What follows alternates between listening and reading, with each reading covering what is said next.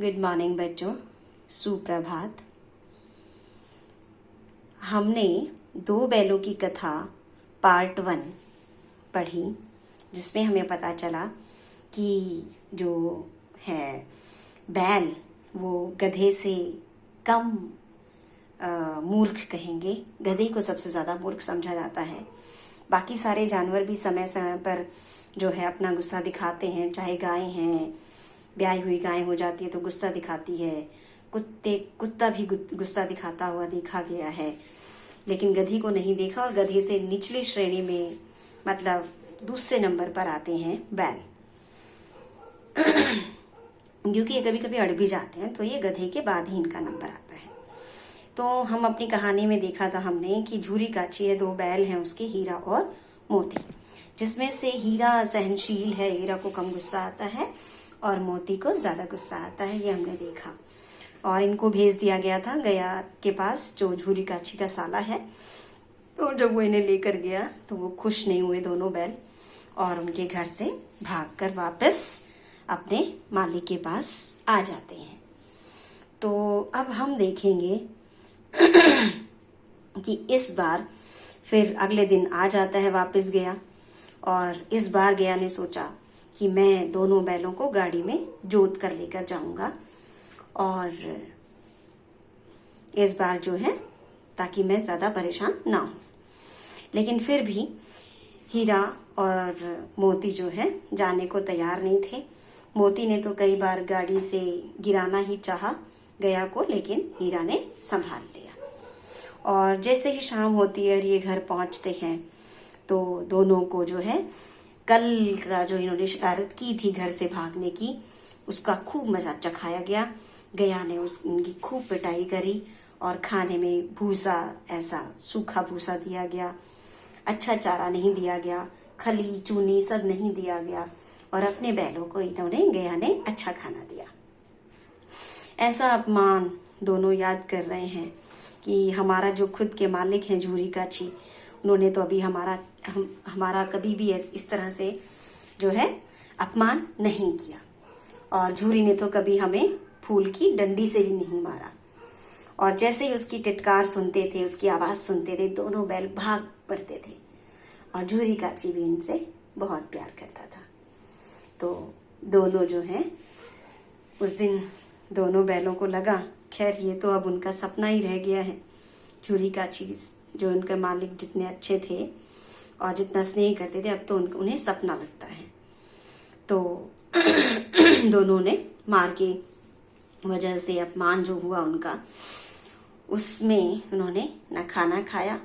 और जैसे ही सुबह हुई अगले दिन उनको गया ने जो है खेतों में हल में जोत दिया। और दोनों ने तो जैसे कसम खा रखी थी कि कदम उठाएंगे ही नहीं। हीरा उधर भागता है, जो है परेशान करना चाहता है कि वो दोनों ही काम करने को राजी नहीं है। लेकिन बहुत मारा गया ने भी, लेकिन फिर भी दोनों बैलों ने अपने कदम काम के लिए नहीं उठाए। लेकिन जब मोती ने देखा कि गया हीरा को उसकी नाक पे बहुत मार रहा है, मारे ही जा रहा है, तो मोती को गुस्सा आ गया और उसने सारी रस्सियां और जुआ और सारा हल तोड़ दिया और सब तोड़कर भागने लगा। तो दोनों दोस्त भागने लगते हैं, लेकिन हीरा ने समझाया कि मित्र, मूक भाषा में समझाया कि मित्र, अब भागना तो जो है व्यर्थ है, और अब की बार खूब मार पड़ेगी, मोती ने कहा। लेकिन हीरा ने तो जवाब दिया कि बैलों का जीवन है, मार तो पड़ेगी ही। पर मोती ने कहा, कोई बात नहीं, वो तुम्हें इतना मारे जा रहा था इसलिए मुझे गुस्सा आ गया। दोनों भागते हैं, लेकिन गया अपने सहायकों के साथ आता है और उन्हें देख लेता है भागते हुए, और उनके पीछे पीछे भागता है। मोती कहता है कि हीरा, अगर वो हमें मारेंगे तो मैं भी बहुत मारूंगा, अपने सींगों से मारूंगा, मैं छोड़ूंगा नहीं किसी को। लेकिन हीरा ने समझाया अपनी मूक भाषा में, नहीं मित्र, ये हमारा धर्म नहीं है, हम मानव जाति पर जो है इस तरह से मारेंगे नहीं, क्योंकि यह हमारा धर्म नहीं है। एक तरह से वो हमारे मालिक ही हैं। खैर, कुशलता ये हुई कि गया ने उन्हें उस समय मारा नहीं। हो सकता है गया भाप गया और उसके सहायक भाप गए हो कि मोती बहुत गुस्से में है, वो मानेगा नहीं। तो ये अच्छा रहा कि गया ने नहीं मारा। वो घर पहुंच गए और घर पहुंचकर फिर वापस दोनों को सूखा भूसा दिया गया। दोनों चुपचाप अपना खड़े रह जाते हैं। और उस समय जब सारे के सारे भोजन कर रहे होते हैं, सब भोजन कर रहे होते हैं बैठकर, और उसमें से एक छोटी बच्ची उनके पास आती है और उनको बाहर आ जाती है। और ये छोटी बच्ची गया के भाई की बेटी है, भैरों की। और इस बच्ची की जो माँ है वो मर चुकी है और सौतेली माँ है, वो बहुत ज़्यादा प्यार नहीं करती है। तो वो आती है और दोनों को रोटियां देकर चली जाती है। और एक तरह से वो जो है इनके साथ अपनी जो है अपने जैसा सा व्यवहार समझ के एक तरह से उनकी दोस्त बन गई थी, उनके साथ आत्मीयता हो गई थी, लगाव हो गया था। तो दोनों जो हैं प्रतिदिन अपना जो क्या नाम है खेतों में ले जाए जाते, उन्हें जोता जाता और वो प्रतिदिन काम करते जाते। और जब वो काम के लिए अड़ जाते तो जो है उन्हें फिर मार पड़ती। अब रात में फिर वो लड़की आती, 2 रोटियां दे जाती दोनों को, और इस तरह से ये लगातार मेहनत करते जाते और दोनों को जो है वो रोटियां दे जाती। अब इन रोटियों से उनकी एक एक रोटी से उनकी भूख तो क्या मिटती, पर ये प्रेम था। और प्रेम का ये जो प्रसाद था, इसकी बरकत नहीं थी, मानसिक बरकत थी। मतलब मन में बहुत अच्छा लग रहा था, एक संतुष्टि होती थी कि क्या नाम है, कोई तो है उनका साथ देने के लिए, कोई तो है इस घर में सज्जन उनका साथ देने के लिए। लेकिन सबके लिए दोनों के मन में विद्रोह बहुत भरा हुआ था। एक दिन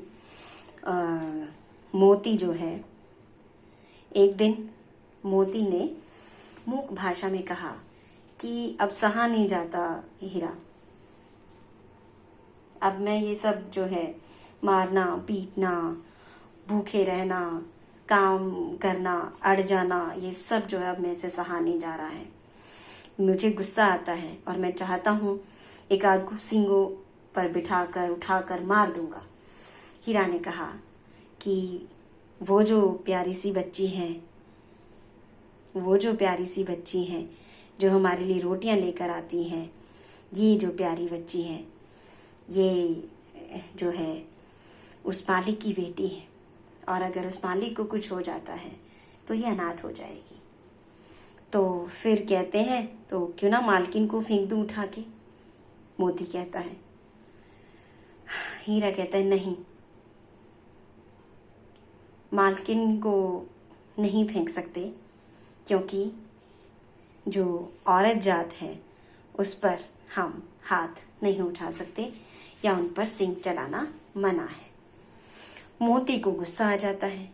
मोती कहता है तुम तो किसी भी तरह नहीं मानने वाले, तुम तो किसी भी तरीके से हमें यहाँ से निकलने नहीं दोगे और हम ऐसे ही यहाँ पड़े रहेंगे। लेकिन फिर बात कहता है तो एक काम करते हैं, हम यहाँ से रस्सियों को तुड़ाकर भाग निकलते हैं। हीरा कहता है हाँ, ये मैं स्वीकार कर लेता हूँ, लेकिन औरत जात को मारना स्वीकार नहीं करूँगा। लेकिन इतनी मोटी रस्सी बांधी हुई है, हम कैसे खोलेंगे, कैसे खुलेंगी ये रस्सियाँ? ये दोनों जो हैं बैल सोच रहे हैं, बहुत मोटी रस्सियाँ हैं। रात में जब वो रस्सी चबाने की कोशिश कर रहे थे, लेकिन रस्सी मुंह में नहीं आ रही थी।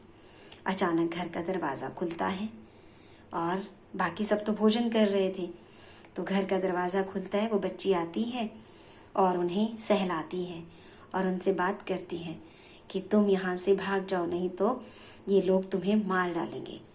क्यों? क्योंकि ये तुम्हारे नाकों में नथनी पहनाना चाहते हैं। और लड़की ने जब देखा कि इतनी मोटी रस्सियाँ हैं तो क्या किया, उस बच्ची ने, जो भैरों की बेटी थी, उसने दोनों को रोटियां दे दी और दोनों की मोटी मोटी रस्सियों को खोल दिया।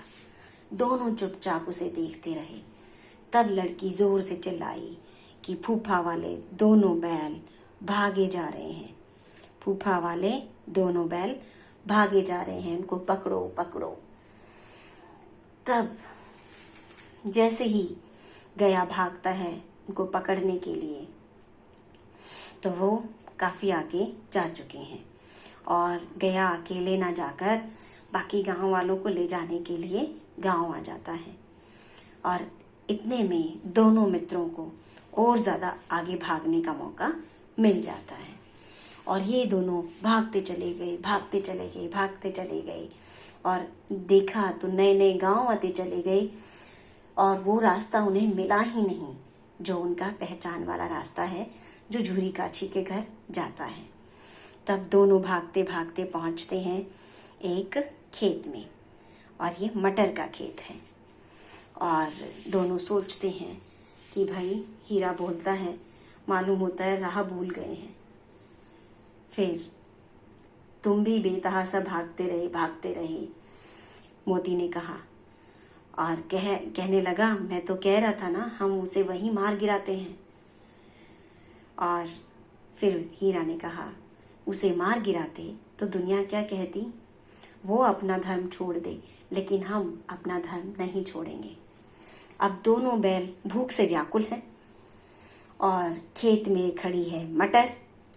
तो अब उन्होंने सोचा क्यों ना पहले पेट भर लिया जाए, पेट पूजा कर ली जाए।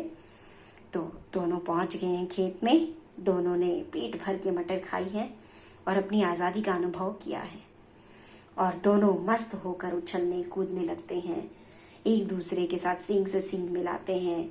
हीरा इस चक्कर में गिर जाता है और मोती के सींगों के प्रहार की वजह से हीरा को गुस्सा आता है।